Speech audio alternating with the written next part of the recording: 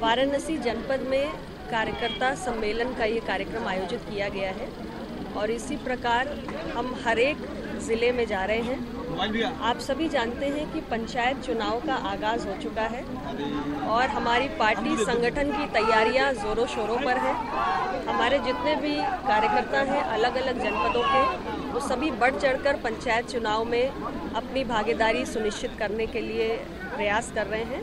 इस दृष्टि से जनपद में पंचायत चुनाव को देखते हुए संगठन की क्या तैयारियां हैं और उसकी समीक्षा के साथ साथ कार्यकर्ताओं में जोश भी भरना है और साथ ही साथ हमारे पार्टी के जो वैचारिक विषय हैं उनको भी कार्यकर्ताओं के बीच में रखना है। हमारी पार्टी प्रमुखता से अखिल भारतीय न्यायिक सेवा के गठन की मांग केंद्र सरकार के अंदर करती आ रही है। अखिल भारतीय न्यायिक सेवा के गठन की मांग करने के हमारे दो कारण हैं। सबसे पहला कि हमारे देश की निचली अदालत से लेकर सर्वोच्च अदालत के अंदर न्यायाधीशों के जो पद हैं उसमें काफ़ी रिक्तियां हैं, जिसके चलते आम आदमी के मामलों का, उसके मुकदमों का निपटारा समयबद्ध तरीके से नहीं हो पाता है। उसका बहुत सारा धन, उसकी बहुत सारी ऊर्जा, उसका बहुत सारा समय नष्ट होता है। तो न्यायाधीशों की संख्या बढ़ाने की दृष्टि से न्यायाधीशों के पदों पर जो रिक्तियां हैं वो भरी जाएं। ये तभी संभव होगा जब भारतीय न्यायिक सेवा का ऑल इंडिया जुडिशियल सर्विसेज का गठन होगा और इसके साथ ही निचली अदालत से लेकर सर्वोच्च अदालत तक जो हमारे न्यायाधीश के पद हैं उस पर समाज के हर वर्ग की भागीदारी को सुनिश्चित करने के लिए भी अखिल भारतीय न्यायिक सेवा की ज़रूरत है। इसके साथ ही हमारी पार्टी निरंतर देश के संसद के अंदर, चूँकि भारत सरकार में अल्पसंख्यक कल्याण मंत्रालय बना हुआ है, जनजाति कल्याण मंत्रालय बना हुआ है, लेकिन पिछड़ा वर्ग कल्याण मंत्रालय अभी तक गठित नहीं हो पाया है आज़ादी के इतने वर्षों बाद भी। इसलिए हमारी पार्टी निरंतर ये मांग कर रही है कि भारत सरकार के अंदर पिछड़ा वर्ग कल्याण मंत्रालय का गठन किया जाए। ये इसलिए ज़रूरी है क्योंकि अभी पिछड़ा वर्ग सिर्फ हमारे सामाजिक न्याय और अधिकारिता मंत्रालय के तहत एक विषय है। जिस तरीके से हमारा सामाजिक न्याय और अधिकारिता मंत्रालय बहुत सारे विषयों को देखता है, दिव्यांगों के विषय को देखता है, ट्रांसजेंडर्स के विषयों को देखता है, जो हमारे वरिष्ठ नागरिक हैं, सीनियर सिटीजन्स हैं, उनके विषयों को देखता है, अनुसूचित जाति के विषयों को देखता है, तो उसी प्रकार पिछड़ा वर्ग के विषयों को भी देखता है। तो मंत्रालय को इतने सारे विषय देखने की वजह से मंत्रालय ओवरलोडेड है और मंत्रालय के बजट का बहुत छोटा हिस्सा है जो पिछड़ा वर्ग कल्याण के लिए जाता है। और पिछड़े वर्ग की आबादी को देखते हुए, आबादी के साइज को देखते हुए, आकार को देखते हुए ये ज़रूरी है कि जैसे भारत सरकार में ट्राइबल अफेयर्स मिनिस्ट्री, जनजाति कल्याण मंत्रालय अलग से बना है और अल्पसंख्यक कल्याण मंत्रालय अलग से बना है, उसी प्रकार पिछड़ा वर्ग कल्याण मंत्रालय अलग से गठित किया जाए। तो ये कुछ विषय है जिनको आज कार्यकर्ताओं के बीच में उठाने का हम काम करेंगे।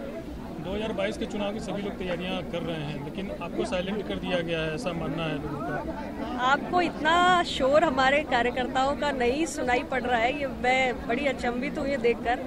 हम लोग इतनी तेज़ी से काम कर रहे हैं कि पूरे प्रदेश के अंदर हमारे संगठन का बहुत तेज़ी से विस्तार हो रहा है। नए युवा साथी और बड़ी संख्या में महिलाएं हमारी पार्टी के संगठन के साथ जुड़ रहे हैं।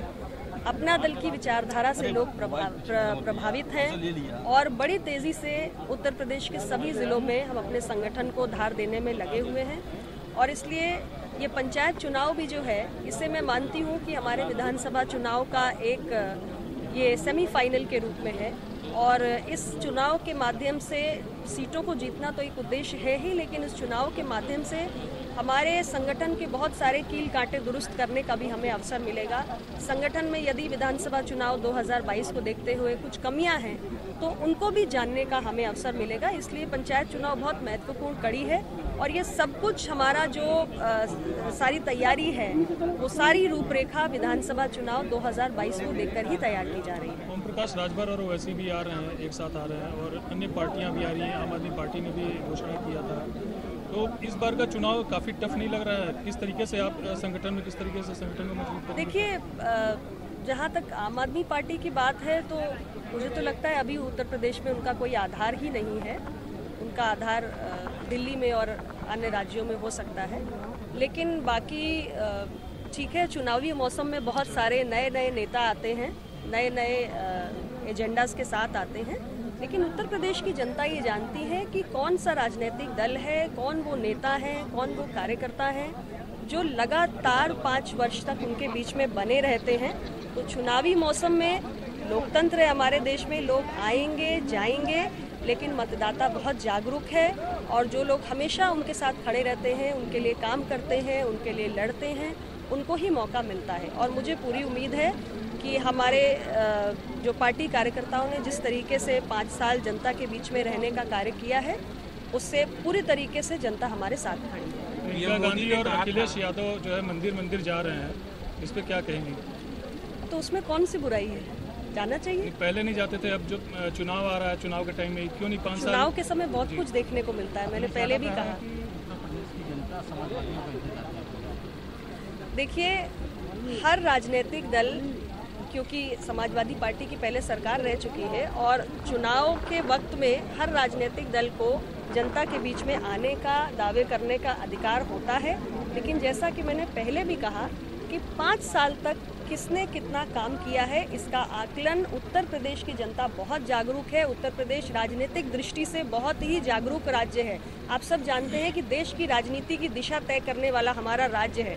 तो उत्तर प्रदेश के जो हमारे मतदाता हैं, उनका जो पॉलिटिकल विजडम है, जो राजनीतिक विवेक है, वो उसका जब निर्णय आता है तो सबको समझ में आता है कि कितनी तीखी नज़र, कितनी पैनी नज़र हमारे राज्य के मतदाताओं की सारी पॉलिटिकल पार्टीज़ के गतिविधियों पर रहती है। तो जिसने 5 साल काम किया है, ईमानदारी से सेवा की है, उसको जनता फिर से मौका देगी और मुझे पूरा विश्वास है कि मेरी पार्टी और कार्यकर्ताओं ने जनता के साथ सदैव खड़े होने का काम किया है। पीएम मोदी ने कहा था कि गंगा के घाट से खड़ा होकर कहा, मैं आया नहीं, माँ गंगा ने बुलाया।